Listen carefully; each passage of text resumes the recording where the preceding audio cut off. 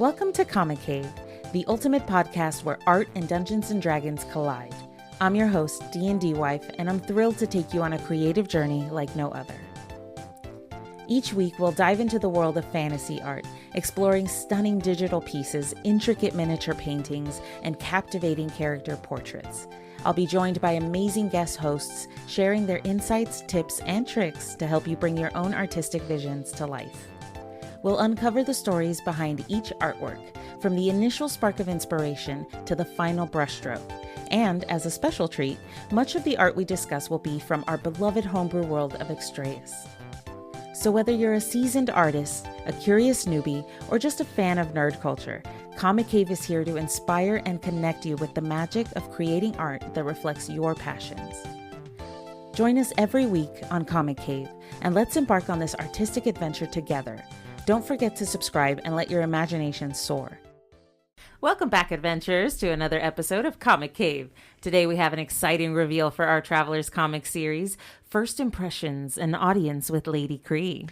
We'll be diving into this two-panel digital artwork, breaking down the humor, drama, and artistic choices behind this scene, plus the challenges of bringing it to life. And joining us once again is our incredible guest artist, EntLynk. Hello, everybody. Welcome, welcome. She's here to share her process, inspirations, and maybe even some behind-the-scenes secrets. So grab your sketch pads, settle in, and let's explore the art of storytelling through comics right here on Comic Cave. Absolutely. So I want to get right into it because this is a great piece. I love this piece. It I think it completely portrays exactly who Lady Kree is. But first we have to start with the first panel. We're kind of seeing the aftermath. Mm-hmm. This is all of her contrivance. Right, it's a continuation. I wasn't right. Yeah. This is after Tobias and Captain V were invited to meet with Lady Kree in a formalish sense, right? For tea. So they went, and unfortunately, while Tobias was able to just walk through a door perfectly sized to his walking stature, V is having to crawl on all fours to get outside this cave. Yeah, shake that moneymaker. And they're talking while they're doing this, Tobias is kind of jibing at Captain V, telling him, like, she must have really liked you. Mm-hmm. And he's, Captain V is kind of begrudgingly like, yeah, but she's not really shy about that, but instead I've got to crawl, so here we are. And he's not happy about that. To me, the funny thing too is about this is that, like, there's the grin on, like, Tobias's face, and obviously, like, the disdain on V's, but it ties in more with the scene and the knowledge of what the two people knew at this point in the story with what V had agreed upon. Oh, yeah. So I feel like the comic even plays even more of that because Tobias knows what V has already agreed to without him realizing what happens after the festival. And we'll get that if we go to the second panel here. We can see that Lady Kree is on the other side of this wall and just enjoying Captain V's struggle. As he tries to crawl through the small opening that she gave. She's intentionally making it smaller so he's not stuck. So he has to wiggle just a little more. Yeah. He's like Winnie the Pooh right now. She's kind of, her text is just kind of like, hoping for the future, hopes that she sees him again at the revelry after the festival. Yep. I don't think he doesn't realize is their tradition. Yeah. Which I thought was funny too, because I had let only one other player know exactly what this was. So he, the player of Tobias, was the only true person who knew exactly what this meant. Yep. It's a festival of life and unity. So, Oh, yeah. There's a lot of unity going on after libations. He is not putting two and two together. So she's very excited about it, and her posture is very relaxed. She's got drooping eyelids that are just sort of watching sidelong at her new paramour. It's to be. Yeah, it's for sure definitely the way I envisioned her. Yeah, because I had asked about it, and because we got like a short description at the table, but then I wanted to kind of go more in depth about her look. Yeah. And I did kind of get that, like, what was it? Kind of like almost like 60s mod, but also like an older Yes, woman, darling. or like a diva. I was looking like Zsa Zsa Gabor, kind of that old style where they'd have the hair head up in the wrap. tube and the turban, and they're always in like a nightgown. It's like 5 in the afternoon, and they're in like a satin nightgown. They got like large caftans. Yeah, there's a like- glass of wine Beautiful. everywhere that they kind of pick up out of nowhere. And they disappear just as quickly Yeah. too. Well, darlings. Right. Oh, Yes, yeah. darling. That's so her. I'm really glad that the portrayal came across in the correct way. And I also wanted to do like, even in the print of her dress, like to give it that kind of tribal nod, since it is Yeah. still kind Very of like much. that, not medieval, Like but some kind of fantasy. of a culture that has only really been developing these things for like the past 100 years. Yeah, it still simple. looks like a caftan, but it looks very much so like a tribal self-made caftan. It So definitely I has like the that. texture. Yeah, it definitely has the texture to it, like with the way that it's designed. Yeah, I'm glad. yeah, and I think that how did you come up with that posture? Because it looks that posture is the reason we get that vibe from her, and it just is hitting so good. Thank you. I knew I wanted to kind of give that I wanted to give some other indicator that she has these powers to manipulate the rock around her and like the earth. So I wanted to kind of have that, but I knew she's elderly, right? So she's like sitting down in this like floating rock chair of her own control. She's Professor Xavier. Yeah, basically. So I knew it was kind of regal for her in general to be this like she's the leader, she's in her little chair, and she's doing she's playing with this little pirate. She gives him, it's later where she gives him the nickname, so I will wait. Yeah. But she's taken a fondness to him, and I wanted to give that really relaxed but in control and playful gesture to her. She's definitely not shy, not embarrassed about expressing her her pointed interest. I think it's just also that funniness too, because like if you compare the first and the second one, it's like it's there outside and they still don't even know that there's like still, that he's still being basically used upon on the inside. Absolutely. I think my favorite part I think it's just because my favorite color is purple, is her dress and her like little hair. You don't her say tie. your favorite color is purple. Yeah. But I just love the pattern on it too. I think that added so much depth to, because obviously when you think of clothing, oftentimes it's like one tone, one color, but you really added some nice texture in this that definitely I think brought through that tribal. Thank you. It's always that balance of going like too much or too little, like you said, where it's like I do kind of like gravitate toward, let's just make it simple, like whatever, but she's got enough personality, she pulls it off for sure. Yeah, she doesn't need to explain herself, you can tell.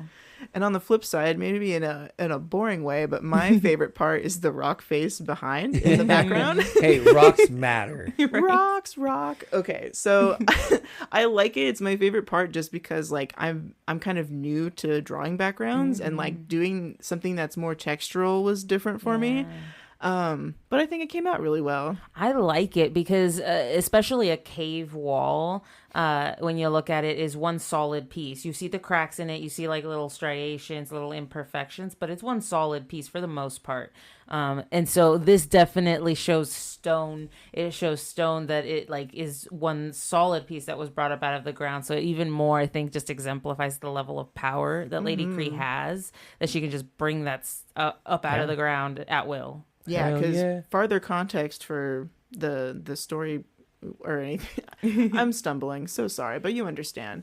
So this is a dome that she has made. So instead of like a hut that other tribal leaders have constructed in Aranoka, straw or wood. Yeah. This is her own she takes her home wherever she goes, because she can just like snap her fingers and there it is.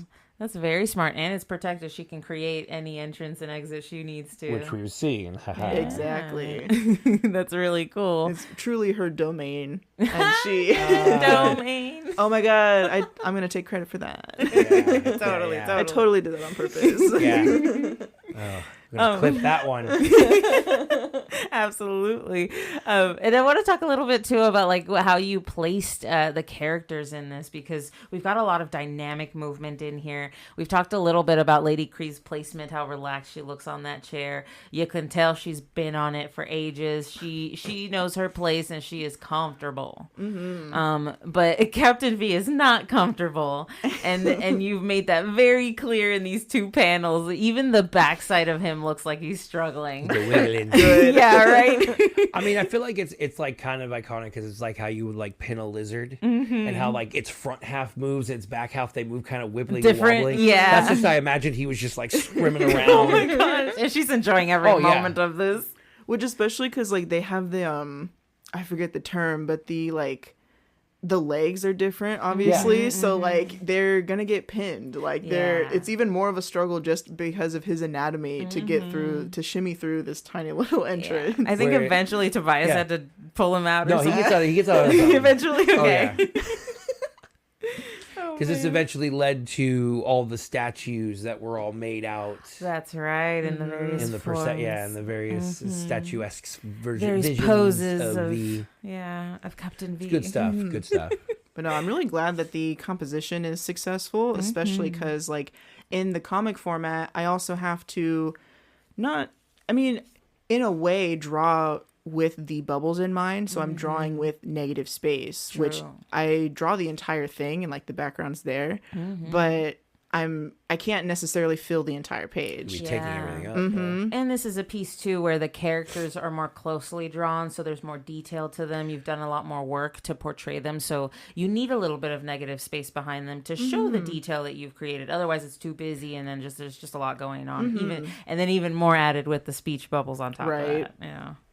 Totally get that. I like that. Very good. But I do want to talk about some of the challenges that came with this piece, because it looks fantastic, but there had to have been some issues, with some things that maybe you didn't feel comfortable with or something. Like I know a big thing to deal with is the gloom of a cave. Like how do you portray darkness, around like a cave sort of structure that exists in, especially this one where there isn't very many like openings. It should be completely dark almost, but there's some light here so that we can see just a little bit of what's going on. Yeah, I kind of got around that by kind of giving everything that like dustier tone. So like to kind of like suggest that there's a lighting change. Yeah. It is still something I'm working through, especially since we have this this black-furred Leonin who is always a pleasant challenge to draw, but at the same time it's like, okay, in this darkened space, do I highlight his features with white or does that work against my lighting situation? Yeah, absolutely. Or like I could have gone where it's like super dark, but then there's like everything's lit by like a bright torch or something. Like I could have gone that direction. Point, but then it would have still kind of obscured to a certain degree. So I kind of shortcut it.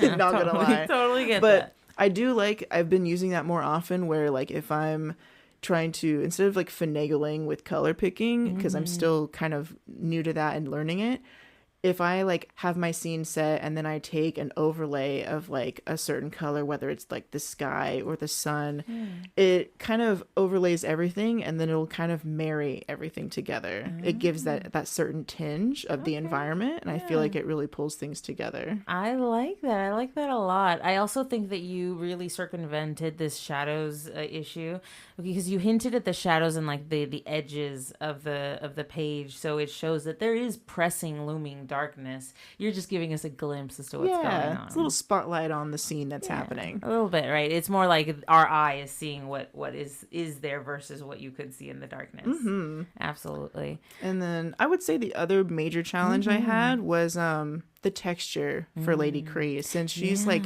she's a bird, so she's feathered, but she's also older. Super old. Yeah, she's got to be losing a lot of feathers. Molting, yeah, that was a big help for me, was to actually look up photo references of real aging birds and seeing like what's the indicators of that, so like a dog might have like a gray muzzle. Older birds in the in real life, like they start to molt and they lose their feathers and it starts to become more patchy. Oh, so they get bald spots. Yeah. So I made sure to kind of give her, like, especially near like the elbows or certain places, like I accentuated the skin texture on her elbows, her hands, and her neck. Yeah. I wanted to, obviously she's very demure and she's very regal, but I wanted to give her that kind of uneven texture to her feathers. The age that, you know, she's been a monarch for a long time. You know, she's been a chief for a long time. So she's got some silver in there. Yeah. Silver fox. But yeah, I can definitely see that texture in her feathers. I just love the way that some parts are like super feathery and other parts are just like very bare, or they look like a little fuzzy, but like obviously something's missing. Like, it's not all there. Like maybe like the layers of feathers, because I know that like some birds have the base layer of down and then the longer feathers, like shorter and then longer. Yeah, I think it gives her a really cool texture. Absolutely, and it definitely lends for her age. And I love those hands with the like, I don't know, bird skin just looks very like calloused anyways. Yeah, true. So and that's gotta have been another challenge, the hands. How did you get like past that? Because doing those gestures, I mean, that's gotta be quite tough. Yeah, like I try to finagle what I want in the sketch phase, but like it wasn't clicking until I did my own photo references. So I kind of like got the selfie camera on and I was like doing my own little like gestures, hand model, just hand modeling, you know. And then I kind of got the attitude that I wanted and I was like, all right, we're gonna work off of this. And everything is so much easier when you work with a reference. And I think that's a great tip, right? Like if you cannot find the image that you are seeking, if it's very specific what you want, do it yourself. Take that selfie, like you said, to get that camera, turn it around on yourself and do the pose that you need to do so that you get what you're trying to do. And if it's like, oh, well, I needed it to face the other way, you can always flip the image on your camera in the edit settings. You can do a bunch of stuff with it in post. So you can make your own references. You don't have to like scour the internet for hours trying to find just the right piece. 100%. You don't need everything to have what's in your mind already, because chances are that's why you're creating it. It's not there yet. So like even like photo bashing multiple references or like, you know, making your own like multiple, like go for it. Absolutely. I like that. That's a really good idea in my opinion. And then also I just want to really emphasize the importance of studying real world textures for using like convincing environments. You did a really good job with the stone, making sure it looked like actual stone. And then of course all the work looking at the references for how older birds molt and how they look with age. It really comes through in this piece, and it shows that even though it looks like an easy, very simple piece, there has been a lot of work put into the details, into the background, and to really sell the setting of this piece and where it comes from. Thank you so much. Yeah. I always advocate for photo references if you can, because it's helpful to see how other people have drawn something. But at the same time, you would then be interpreting an interpretation. But for you to actually go for it and like get your pure interpretation of like a photo reference or texture or something like that, it pays off. For straight sure. from the source. You don't have to go looking, right? I totally dig that. Absolutely. And now I want to move into maybe like a little more fun question, right? We've overcome the challenges of art, but one of the biggest questions I have, and it depends on a lot of artists really, is music or versus silence while creating art. I really want to know, you know, where different artists land. And if you guys are out there listening, let us know in the comments, let us know on the Discord. We would love to hear whether you're a music person or a silence person while you're creating. But I want to know, does listening to music help or hinder the creative process? You know, a lot of people say it helps to focus, to inspire, but others kind of find it distracting. So that's a little tough. What do you think? I think this is a great question. And for me, it's almost like circumstantial. Like the music is whatever I'm feeling. I do tend to listen to music, or like if, I don't know, like I guess sometimes I will listen to like real play D&D podcasts where I'm like listening along with the story. But sometimes I do find myself, if like the music is stopped for whatever reason, I'll be I'll just be in a flow state and I'll just be going, and then I'll realize, oh wow, like I was so focused, and like where has the music been? Right, the silence didn't matter. Yeah, it sets you up in that mood. But it really it does depend on my mood for sure. How about you? How do you like to work? I prefer music. I think it helps focus me. But it's very specific types of music. Like I can't listen to my normal K-pop because all I want to do is sing along and do the dances and stuff. So that's not conducive towards like sitting down and doing some proper artwork. But listening to classical music, some rock, Persona 5 jazz, Persona 5 jazz music, which we fell in love lot. with because it's designed to focus you and it just sounds amazing. So I use kind of that music to zone me in. Less lyrics. Yeah, I was just about to say sometimes less lyrics or like something that's ambient. Like sometimes I'll listen to like just electronic ambient something. It's the lyrics can be distracting. Right. I will change it up sometimes. It depends what the mood I want to go for in the piece. If it's like an angrier, more emotional piece, might maybe put on some rock music. If I want it to be a more relaxed, like scenery piece, or just like, you know, very, very, very quiet, then I'll put maybe some more classical music, some more relaxed music that's not so so, you know, big tempo. Yeah, totally. But silence works too. You know, I think there's a lot to be said for ambient sound, especially when you're painting outside, just letting sort of like the natural sounds reach you. Even if you're in the city, even if it's like that noise pollution that comes through, that can still serve as inspiration. It can kind of immerse you, especially if you're painting the city. You can really feel where you're at. Or if you're hearing sounds of nature too, that can help immerse you as well. If you're outside painting some tree scenery, you know, whatever you're out there doing, it can always help it be more immersive, I think. So there are, you know, pros and cons to both. Totally. I think it helps you find your center sometimes. But like you said, at the same time, like even something as simple as lyrics can pull me out. Yeah, you know, absolutely. Like I could be listening to like just like an auto playlist or something, and then it'll go off the rails and it'll pull me out of the flow state, and I'll be like, hold on, this isn't what I signed up for. Or like you said, this is like the complete opposite tone of the piece I'm working on, and so there's that disconnect. Right, now you lose a little bit of that inspiration that you were going with, and maybe now you have to stop a little early. And so those are like, I think, a little bit of the pros and cons. I still prefer music a little bit, but I think it has to be done to the right degree, in the right context. And you're right. If it gets disrupted in any sort of way while you're trying to like be in that focused mindset, it can really just kind of ruin the entire sort of painting session for you. It's definitely a balance for like you as a person, however you're feeling on the day. Because there's sometimes where like it'll pull me out completely, and then there's other times where I'll find myself, I'm drawing and I'm listening to something, I'm bopping, and I'll have like a little dance break, and then I'll get right back into it. All right, that was a good break. Like I'm energized. Yeah, get a little bit of energy back. I like that. That's not a bad idea either, right? Like you shouldn't always feel like upset that it happens. Sometimes maybe you do need a break, right? Maybe you're getting to a point where you're frustrated, or your hands are just getting tired. You just need a little dance break. Flow with it, and then like, you know, even sometimes if you're staring at your canvas for too long, you're too close to the project, you know, take a breather, do something else for like 2 seconds, and then look at it with like fresh eyes. Absolutely. Go listen to some music somewhere else for a little bit. But I like that. And I think that the biggest takeaway we can get out of this is that it really just is all about what works best for the individual artist, right? There's no real right or wrong way to focus yourself while you create. It's about what works best for you. So even if that is music, sometimes music, not times, or music all the time and silence all the time, it's all about what fits best. Yeah, just kind of listen to yourself and learn how you function best. Right. I think doing that sort of introspection just makes you a better artist. It helps you understand yourself more to be able to portray that on a canvas. Great question.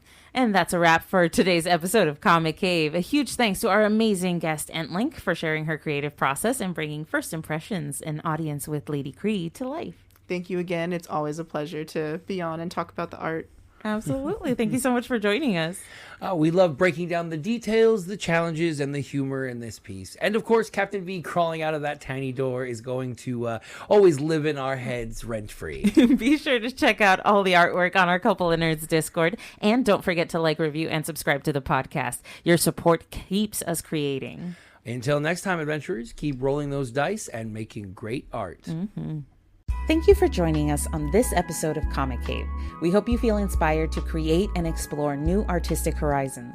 Before we go, we'd love to stay connected with you. Join our Couple of Nerds Discord community to share your own artwork, connect with fellow artists, and submit your ideas for future episodes. We can't wait to see what you create and hear your suggestions. And don't forget to check out our Couple of Nerds YouTube channel, where we showcase the artwork discussed in each episode. Watch detailed videos that highlight the inspirations, techniques, and stories behind each piece. Stay tuned for more episodes, where we'll continue to dive into the vibrant world of fantasy art and Dungeons & Dragons. Your creativity is the heart of Comic Cave, and we're excited to see it shine. Make sure to subscribe to Comic Cave, leave us a review, and spread the word. Until next time, keep creating, stay inspired, and may your imagination know no bounds. This is D&D Wife signing off. Happy creating, everyone.